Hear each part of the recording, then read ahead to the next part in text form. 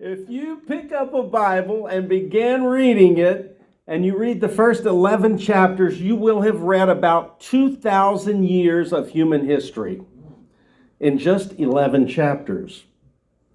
But in the next chapter, chapter 12, you would meet a man named Abraham. And God calls this man to leave his family, who are idolaters, and calls him to go to a land that I will show you. Didn't tell him where, didn't say how long it would take. He said, I'll show you. And Abraham believed God, and he left his family, and he began walking, listening for that voice of God to tell him when he got there.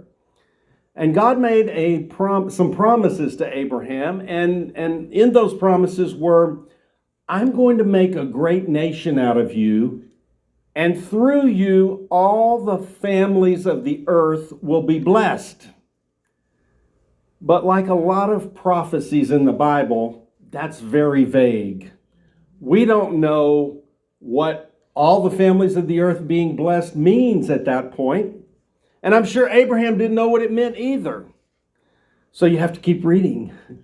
And if you keep reading through the Bible, you'll find out that Abraham's family became the nation of Israel. And if you keep reading through the Bible and get towards the second half of the Old Testament, you'll start getting into the prophets. And the prophets begin to say that God is going to send a Savior to the world through Israel.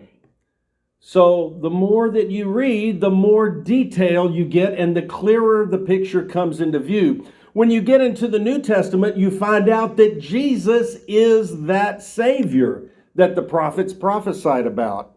And then when you read the words of Jesus and the words of Jesus' disciples, you find out that he is the blessing that God was talking about when he said to Abraham, in you, Abraham, all the families of the earth will be blessed. But it wasn't clear from the beginning, and it wasn't even clear in the first few hundred years. They didn't really see the end picture.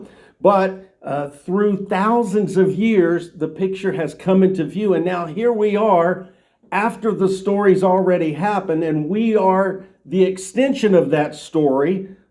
As long as we're following Jesus, we're the extension of that story that began with Abraham.